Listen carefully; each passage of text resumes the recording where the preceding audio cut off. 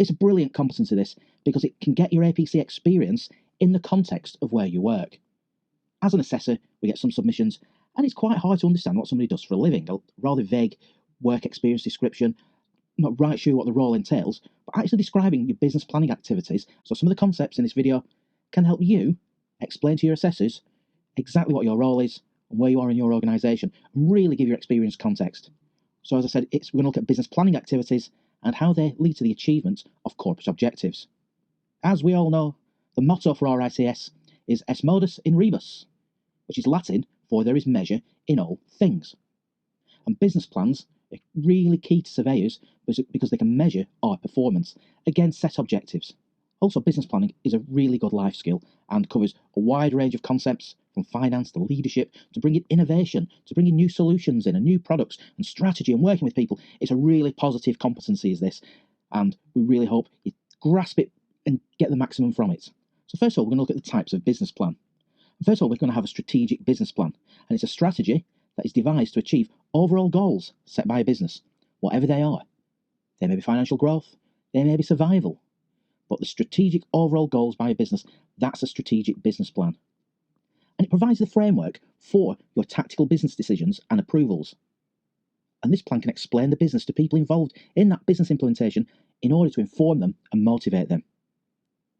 It can stimulate change management and become the building block for further business planning and development.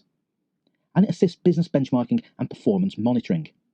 So running through the strategic plan, you identify and approve the framework, your vision, your long-term goals and objectives, then look at the position of the company. What's your marketing capability? What's your technological advantages, if any? And what resources do you have available? And next is the foundation for the tactical operational plan where you can achieve your goals. A strategic plan sets its sights on the future and where the business wants to be, not where it currently is. And it does this by looking at resources, any market restrictions, and any stakeholder demands. And as part of this, an organisation will look at its strengths, weaknesses, opportunities, and threats. Next, we're going to move on to a departmental business plan. And a departmental business plan is a planning document focused on a specific department within a company. Some of the activities done to deliver this is a review of periodic metrics within that department. Do the metrics meet the goals? Do your annual goals need adjusting? What are the department needs and how they meet the goals? And individual staff metrics within the business department team. Next, we're going to look at an operational business plan. And here, we have a large crossover with the international standard for quality management, ISO 9001. Now, I advise clients on ISO 9001, and I always say to them, you're probably better using the term business management system rather than quality management system, because that's what it is. It plans your work. So an operational business plan, really there's two types of operational business plan: a work planning stage and a delivery stage. Well, first of all, we're going to look at the work planning stage. So first of all, we need to identify what the requirement is for the professional service that you're going to deliver, the criteria to which you're going to deliver it to, whether it be technical standards, RICS rules of conduct, legislation. Then you're going to look at your resources, and then what are the processes you're going to implement to deliver the project? And what processes are you going to deliver for the work to be accepted by the client? And during all of this, what documented information needs to be produced and retained? Next is the work delivery phase. And again, you need to identify what professional service you're going to deliver and what communications you're going to make with your customers. You're going to determine the customer requirements and manage any changes to those requirements, and then review afterwards those requirements in order to deliver the work. Next, we're going to look at a corporate plan. And this is very similar to an overall strategic plan, but more inwardly focused on operations. The two share many common traits. However, both are long-range plans, and they start from a very high, big picture level and increasingly focus on the details within. An example of this is your organisation writes a vision statement. This is where you define the objectives that will guide your internal decision making to give your business more focus. Then the mission statement. And whilst a vision statement is aspirational, a mission statement should outline how you will achieve your business plan. Next, you identify your company's resources and the scope of works, and list your corporate objectives, making sure these are measurable and achievable, and then listing the strategies to reach those objectives. So we've had a look at business planning. Now we're going to look at organisational structures. Whether you work from a large organisation or a small size organisation, putting an organisation chart into your APC submissions can really put your role in context, both within maybe a project you're working on or maybe within the wider organisation. And we're going to look at the different types of structures for organisations. The first one is a functional organisation structure, and this is a structure used to organise workers, and it's very hierarchical. Next, we're going to look at a divisional structure, and this is a type of organisational structure that groups each organisational function into a separate and defined division. So in the diagram, you've got a surveying division, and it's quite self-contained because you've got admin and finance, marketing, and the surveying delivery. Similarly for the QS on the diagram on the screen. Again, you've got self-contained admin and finance, marketing, then delivery, and similarly for an architectural division of this organisation in the diagram on the screen. Next, we're going to look at a matrix organisational structure, and this is a company structure which the reporting relationship is set up as a grid, a matrix, rather than the traditional hierarchy. In other words, employees have dual reporting relationships, generally to both a functional manager and a project manager. As we can see on the diagram, at the top of the structure is the managing director, then a delivery manager with a delivery team under them, a finance manager with a delivery team under them, and so on and so on. And this means these teams can work on various projects. So one organisation, your delivery can be split across various projects, each with its own project manager. And I see this quite a lot in construction projects where you have, let's say, a health and safety department, and each health and safety professional is allocated to different projects. And the last organisational structure we're going to look at is a flatarchy. And flatarchies are organisations that aren't quite flat, nor are they hierarchical. And these organisations can be relatively flat, yet you can contain an ad hoc hierarchy to work on a project, a function, and then disband. Let me illustrate that to you. On the screen, you can see two teams, Team A and Team B. And there's another team, more of a hierarchical team, also in place. There's two projects, Project 1 and Project 2. All three teams are working on both projects. So Team A and Team B is solely working on Project 1 and Project 2, and the larger hierarchical function is split across various projects. And after this, after the two projects are completed, all these work groups will go back to the teams from which they started from. And these can be from different organisations at different parts of the same organisation. Next, we're going to look at some financial and business definitions. The first one is working capital. Working capital represents a company's ability to pay its current liabilities with its current assets.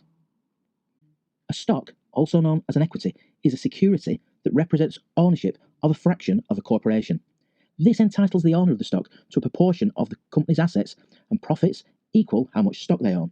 And units of stock are called shares.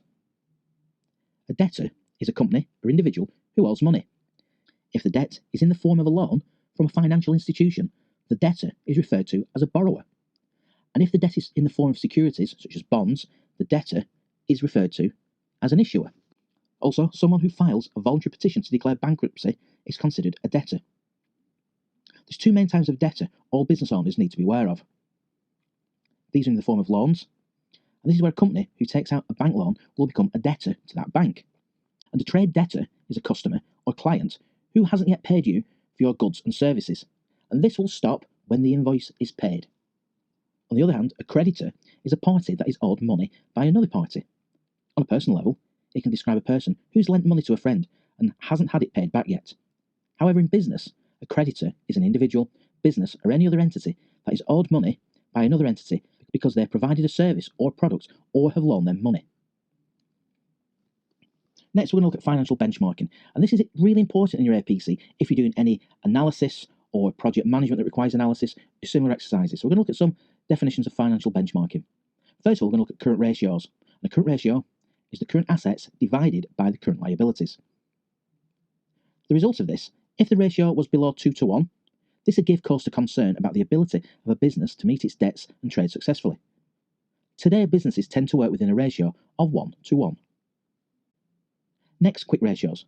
Quick ratios are also known as the acid test ratio, and it's useful as it measures liquidity more precisely than the current ratio. This is done because it does not include the value of stock within the current assets, as turning stock into cash takes time. So you can calculate the quick ratio by dividing the current assets without the stock by the current liabilities. Gross profit margin is the gross profit divided by turnover times 100.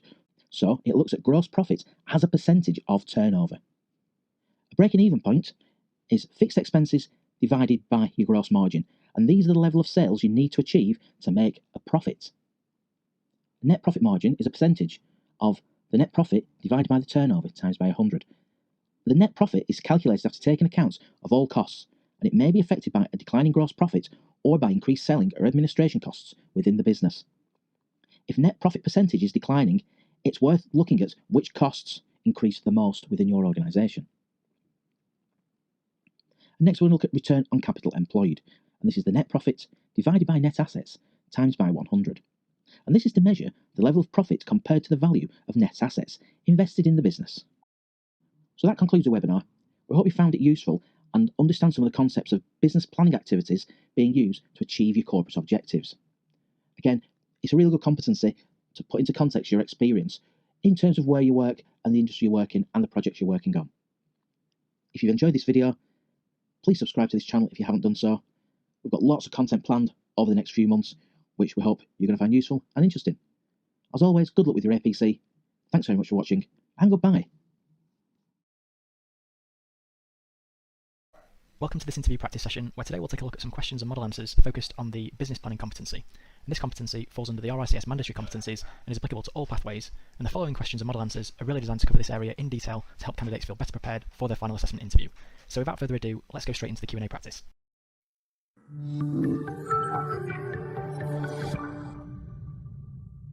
And the first question we'll take a look at under the business planning competency is, what procedures does your firm adopt to ensure that they are profitable?